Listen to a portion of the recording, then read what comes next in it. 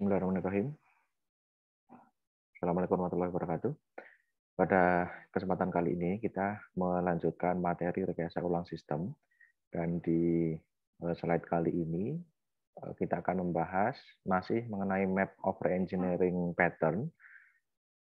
Sekarang kita masuk ke step selanjutnya, itu step kelima, yaitu test your life insurance. Sebagai review dari materi yang terakhir, kita kemarin sudah menyelesaikan mengenai materi reverse engineering ya. Jadi setting direction dari yang pertama sampai yang keempat, yaitu detail model capture. Nah, setelah itu di sini masuk ke materi re-engineering. Jadi dari test your life insurance sampai ke transform conditional to polymorphism, itu adalah yang terakhir ya, yang terakhir. Jadi kita sekarang masuk di posisi yang re-engineering, tapi yang step pertama ya. Tapi kalau dari keseluruhan map of re-engineering ini dia masuk ke step ke-5, test your life insurance. Kemudian ya, pembahasan yang ada di hari ini, yang pertama test your life insurance, nanti ada overview, terus kemudian ada juga forces atau tantangan-tantangannya. Kemudian yang kedua adalah materi utamanya, pattern yang ada di dalam fase test your life insurance. Ada 6 pattern di situ. Kita langsung saja masuk ke materi overview dari test your life insurance. Pattern ini itu adalah awal dari proyek re-engineering. Jadi tahap awal dari fase atau proyek re-engineering. Dia bertujuan untuk meminimalkan resiko. Nah, resikonya berupa apa? Gitu ya. Resiko fiturnya yang semula bisa jalan tapi nggak bisa jalan. Gitu ya. Terus kemudian biaya maintenance yang direncanakan berkurang malah naik. Gitu ya. Jadi tes ini digunakan untuk meminimalkan resiko tersebut. Pattern ini menyediakan cara ya memanfaatkan tes untuk mengurangi risiko yang ditimbulkan oleh perubahan. Ya, supaya ketika dirilis itu nggak malah jadi lebih menurun kualitasnya daripada yang lama, maka kita tes, gitu ya, kita tes. Kemudian forces atau tantangan-tantangannya, ada beberapa macam sudut pandang tantangan ya. Jadi yang pertama, tantangan dalam re-engineering. Sistem legacy ini seringnya tidak punya prosedur pengujian, jadi dia hanya dibuat saja. Dia nggak merencanakan memang mudah untuk diuji. Gitu. Nah, bagaimana tantangannya adalah bagaimana mengubah bagian dari sistem tanpa menghasilkan bug. Gitu ya, itu permasalahannya untuk yang di re-engineering. Kemudian sistem development, tantangan di bagian sistem development. Tidak semua aspek dari suatu sistem ini dapat diuji. Gitu ya. Kemudian dari human force, pelanggan ini membayar hanya untuk penambahan fitur saja. Jadi dia nggak membayar untuk tes. Jadi nggak umumnya kalau ditanya alokasikan dana untuk tes, itu ya nanti bertanya-tanya gitu ya. Nah, nggak ada yang ditambahkan, tapi kok ada biaya gitu ya, nggak ada fitur yang tambah kok ada biaya gitu. Kemudian human force developer ya. Programmer percaya mereka tidak memerlukan tes karena dia sudah menulis dengan baik. Ya, dan karena menambahkan tes itu juga effort double ya dari yang dia kerjakan. Gitu. Itu adalah forces atau tantangannya. Nah, yang ada di dalam tes ini ya. Jadi di sini ada gambar sebelah kanan when, why, how, and what to test. Ya, jadi di sini ada langkah-langkah utama ya, atau sub langkah dari pattern kelima ini. Yang pertama, write test to enable evolution. Yang kedua, grow your test base incrementally. Kemudian use a testing framework. Kemudian setelah itu test the interface not implementation. Kemudian record business rules as test. Kemudian write test to understand. Nah, nanti kita akan pelajari detailnya satu persatu. Oke. Nah, yang pertama, write test to enable evolution. Ya, kita menulis tes ya supaya kita bisa mengenable evolution, karena evolusi itu salah satu ciri ataupun teknik yang digunakan itu ya melalui testing gitu ya, testing. Oke. Intent atau niatnya melindungi investasi Anda dalam legasiku dengan membuat program pengujian sistematis.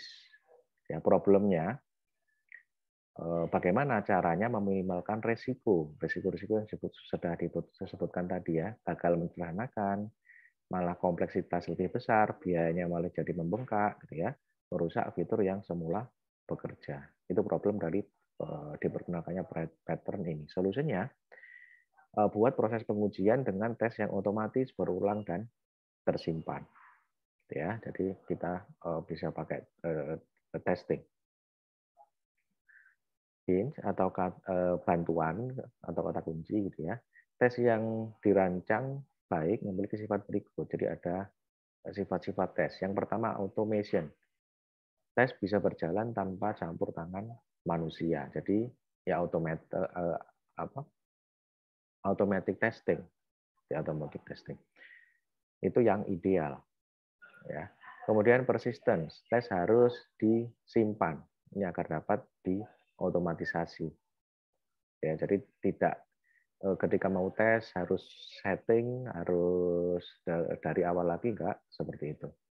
Terus kemudian repeatability, tes dapat diulang setelah perubahan diterapkan. Jadi dia bisa diulang. Kemudian tes harus mencakup ke unit atau komponen yang cukup kecil dalam perangkat lunak. Kemudian independence, setiap tes atau setiap jenis tes ini harus saling lepas dengan jenis tes yang lain. Ya, jadi tidak ada atau meminimalkan paling tidak ketergantungan pada tes lain. Jadi kalau mau ngetes satu hal saja, itu ya yang dites itu ya hal tersebut saja. Jadi tidak perlu atau dianjurkan tidak ada pengaruhnya dengan testing yang lain. Jadi jenis-jenis tes pengetesan yang lain. Kemudian difficulties, terdapat banyak pendekatan pengujian. Ya, pendekatan testing sangat banyak ya pendekatannya. Nah, kita mau pilih yang mana? Ya. Terus kemudian yang kedua, menguji bagian dari sistem memerlukan prosedur pengaturan yang besar. Jadi memang setting di awalnya itu memang banyak untuk mengatur, menanamkan suatu tes ke dalam suatu program. Kemudian manajemen mungkin enggan berinvestasi di pengujian terkait dana tadi, alokasi dana itu biasanya ya, untuk peningkatan fitur ya. Nah, pengembang, developer ya mungkin enggan juga sambil nulis langsung sambil testing, kecuali pada model-model pengembangan tertentu yang memang dia itu pendekatannya ya nulis sekalian testing. Oke, ini adalah contoh unit testing ya di Java. Ya, dia menggunakan perangkat lunak JUnit. Dia di sini maksudnya adalah untuk mencoba mengevaluasi apakah benar penambahan pada kelas uang itu bekerja seperti yang diharapkan. Jadi di sini misalkan 12 didefinisikan, di situ ada objek, value-nya ada 12, terus kemudian ada 14, itu apakah hasilnya 26? Ya. Nah, di sini dimanfaatkan metode yang sudah disediakan ya, di extend di kelas test case. Terus kemudian dalam kelas ini itu Anda tinggal pakai metodenya. Ya, ini ada dibuat objeknya dulu 12, 14 sama resultnya expected-nya 26. Nah, dia coba buat objek lagi ya 12 ditambah 14 gitu ya. Dia evaluasi apakah benar ya hasilnya itu 26 pakai tinggal memanggil metode yang ini. Gitu ya. Jadi dia dievaluasi. Dia di sini contohnya pakai Java yaitu JUnit. Nah, bentuk-bentuk pengetesan itu kurang lebih seperti ini dan banyak sekali tools-tool untuk membantu unit testing ya di masing-masing bahasa pemrograman atau framework yang Anda tahu itu bisa dipelajari unit testing. Jadi kalau misalkan ada keperluan untuk melakukan testing itu ya nggak selalu testing itu melibatkan orang yang punya quality assurance. Jadi jenis-jenis testing tertentu, misalkan unit testing itu ya bisa automated testing saja, gitu ya. Oke, kemudian grow your test base incrementally. Ini step yang kedua, ini bagian yang kedua. Ya. Pattern ini digunakan ketika kita sudah write test to enable evolution dan kita mau melakukan managing test atau manajemen test, gitu ya. Intinya atau niatnya menyeimbangkan biaya dan manfaat dari tes, ya cost and benefit dari tes, ya dengan bertahap melakukan tes yang dibutuhkan. Gitu. Jadi tesnya satu. Kalau satu dikerjakan nanti membutuhkan tes yang lain itu baru dialokasikan. Jadi nggak di planning dari awal ini nanti mau semua tes mau dijalankan nggak seperti itu. Oke, problemnya kapan harus mulai tes, kapan bisa berhenti. Solusinya adalah lakukan tes secara bertahap untuk bagian-bagian sistem. Jadi berkembangnya incremental gitu ya. Begitu. Kemudian hati-hati menilai prioritas, awali pengembangan dari komponen yang paling penting. Jadi fokus pertama ke komponen yang paling penting. Karena biasanya ini di sini ada berlaku konsep Pareto ya. Jadi sedikit perubahan saja pada komponen yang paling penting itu nanti bisa sangat mempengaruhi keseluruhan dari sistem. Nah, jadi kita pakai konsep yang seperti itu kita fokus ke komponen yang paling penting. Kemudian simpan snapshot dari sistem yang lama. Ya, jadi disimpan. Nah, nanti tes dijalankan terhadap sistem asli dan versi baru supaya kita bisa punya perbandingan gitu ya. Jika ada riwayat perbaikan atau masalah bug, ini terapkan tes old bug sebagai titik awal. Jadi kalau sudah ada riwayat atau log dari perbaikan itu ya kita bisa tahu dulu ini kemarin bagaimana log errornya atau bugnya bagaimana supaya kita juga punya pandangan yang komprehensif atau menyeluruh. Kemudian terapkan test the interface, not the implementation. Nah, setelah ini kita akan tes the interface, not the implementation. Mulailah tes abstraksi besar lalu dikembangkan jika memungkinkan. Oke. Kemudian di sini ya dari grow your test base incrementally kita mau ke use testing framework itu ketika kita membutuhkan organizing test. Kita mau mengorganisasikan tes, kita butuh framework atau tool-tool bantu, ya alat untuk membantu. Ya, niatnya adalah mendorong pengembang menulis dan menggunakan tes regresi, ya dengan menyediakan framework yang memudahkan. Karena di awal tadi latar belakangnya developer memang atau problemnya ya kalau tadi ya problem dari segi developer itu ya cenderung kalau nulis saja nggak usah kerja 2 kali gitu ya. Nah kita tawarkan framework yang bisa memudahkan memudahkan testing gitu ya. Ya problemnya adalah bagaimana Anda mendorong tim untuk mengadopsi pengujian sistematis. Nah, ketika kita sudah sediakan framework-nya, belum tentu pasti itu nanti mau diterapkan. Juga kita perlu pengarahan ataupun dorongan, gitu ya. Solusinya gunakan pengujian yang memungkinkan test sheet akan terdiri dari individual test case. Jadi ada framework yang test suite atau tes menyeluruh itu nanti bisa inputan atau masukannya itu berasal dari tes yang individual. Jadi tes yang menyeluruhnya sudah nggak tes lagi. Ya, jadi yang dites itu yang individual saja, nanti yang menyeluruh nanti bisa ketahuan hasilnya. Itu juga nanti bisa membantu. Ya. Nah, contoh-contoh toolnya itu ada JUnit, ada S-Unit, ada commercial test packages. Jadi tes yang komersial atau yang memang ada orang yang menyediakan tapi berbayar ya untuk melakukan pengetesan tertentu. Itu juga banyak sekali juga ya yang bisa menyediakan seperti itu.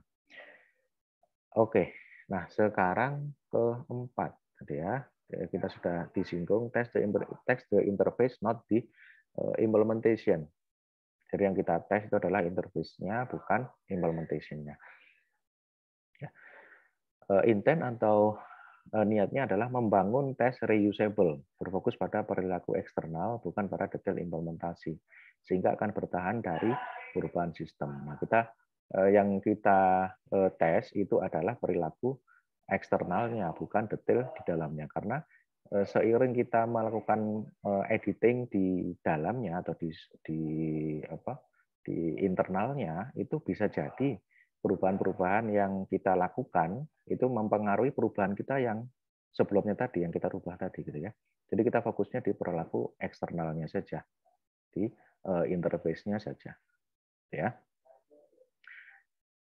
Oke, problemnya bagaimana membuat tes yang tidak hanya melindungi legacy system, tapi juga valuable saat sistem diubah. Jadi ketika kita nanti ubah-ubah di dalamnya, kita nggak ikut merubah ya perubahan yang kita buat tadi sebelumnya, gitu ya, yang di internal tadi. Oke, problemnya ya legacy system punya banyak fitur yang harus terus berfungsi. Ya. Jangan menyia-nyiakan effort ya tes yang juga harus dirubah saat sistem berubah. Jadi misalkan kita sudah rubah nih di satu bagian, misalkan yang di internalnya gitu ya. Terus tiba-tiba nanti kita ubah di lokasi yang lain, yang di bagian yang semula kita rubah tadi juga ikut berubah gitu ya.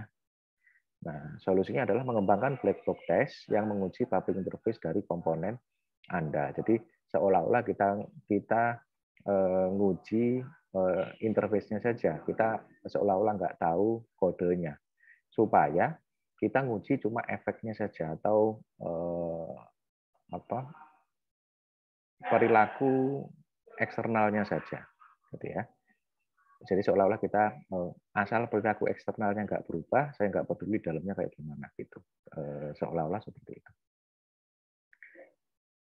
Hints, ya pastikan untuk menguji nilai boundary, ya minimum, maksimum untuk parameter metode. Jadi nilai yang dilewatkan ke metode itu pastikan ngecek boundary-nya, terendah berapa, tertinggi berapa, kalau angka, terus kemudian tipenya apa, ya dan boundary yang lain ya karena kesalahan itu umumnya terjadi di sini ya. Kemudian gunakan strategi top down untuk mengembangkan black box testing kalau komponen yang perlu dites itu banyak dan kita belum tahu detail masing-masing gitu ya. Nah, kita juga bisa pakai bottom up dari bawah ke atas kalau yang kita mau tes itu sudah tahu gitu ya. Jadi fungsionalitas fokus kita itu sudah tahu kita mau ngetes yang mana. Ya itu pakai bottom up. Ya, fungsional di situ maksudnya data detail mengenai fungsi tersebut itu kita sudah tahu dan yang mau dites memang fungsionalitas itu gitu ya. Memang kita sudah fokusnya memang sudah benar itu yang mau dites sudah itu pendekatan bottom up. Ya, kita gali sedetail-detailnya tentang fungsi tersebut. Nah, kalau yang top down itu seperti penjelasan yang kemarin juga top down ya. Itu kalau misalkan kita mau menebak gitu ya. Ada banyak nih yang mau dites. Nah, kita mau menebak yang mana sih yang mau pakai atau yang mau diuji gitu ya. Kita tebak yang top down gitu ya. Oke, kemudian langkah kelima, record business rules as test. Ya. Intent atau niatnya ya menjaga agar sistem tetap sinkron dengan aturan bisnis ya dengan memasukkan aturan eksplisit sebagai tes. Jadi kita mengakomodir bisnis rule ya atau aturan-aturan dalam bisnis sebagai tes Ya. Nah, problemnya adalah, nah bagaimana caranya bisnis rule itu bisa tetap terimplementasi dalam sistem atau tetap sinkron dengan sistem. Ya.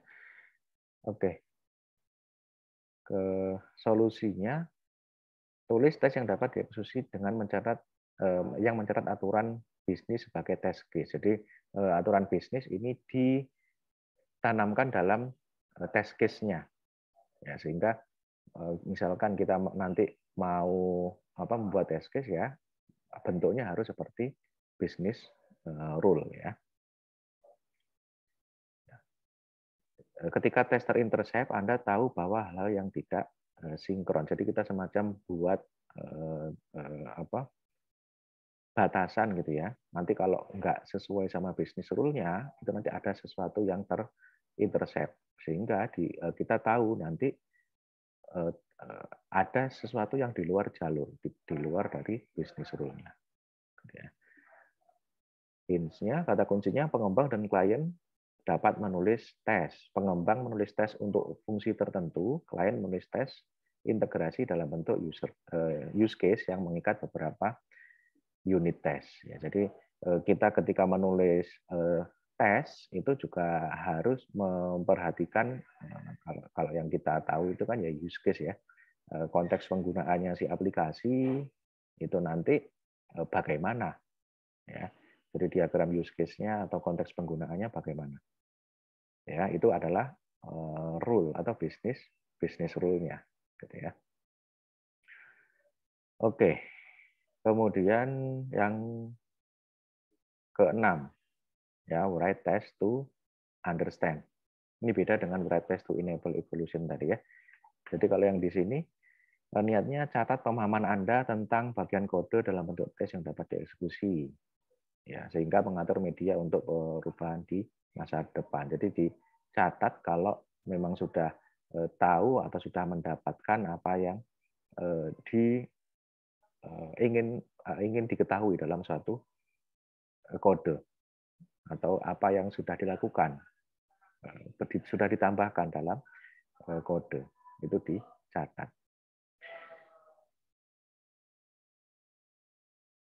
Oke, problemnya adalah bagaimana kalau legasi sistemnya itu tidak berisi tes atau dokumentasi akurat dan tepat. Ya. Solusinya adalah kodekan hipotesis dan kesimpulan Anda sebagai tes yang dapat dieksekusi. Ya. Jadi ditebak-tebak gitu ya. Kalau hipotesis kan ditebak. Ya ditulis saja sesuai tebakan Anda atau sesuai hipotesis Anda, kesimpulan Anda itu ditulis sebagai tes executed test case. Ya. Oke, ini adalah pembahasan hari ini. Ya, jadi kita tadi sudah membahas mengenai overview bahwa fase 5 atau tahap 5 ini merupakan awal dari fase re-engineering. Jadi nanti selanjutnya kita akan bahas langkah-langkah selanjutnya dari fase re-engineering, ya termasuk juga nanti ada refactoring beberapa, ya, ada code clone, terus kemudian ya nanti sampai di fase yang terakhir. Terus kemudian tantangannya tadi ada tantangan dari sudut pandang developer, bahwa developer biasanya tidak mau menulis kode sambil mengetes, terus kemudian dari sudut pandang klien, bahwa klien itu tidak umumnya mau mengeluarkan dana itu hanya untuk menambahkan fitur supaya tahu hasilnya apa, kan gitu ya. Nah, dan juga ada force dari sudut pandang yang lain, dan yang kemudian ada pattern on test, ya, detail dari pattern langkah ini, ya, langkah test your life insurance ini. Ya, mudah-mudahan pembahasan hari ini bisa dipahami dan bisa bermanfaat. Saya akhiri. Assalamualaikum warahmatullahi wabarakatuh.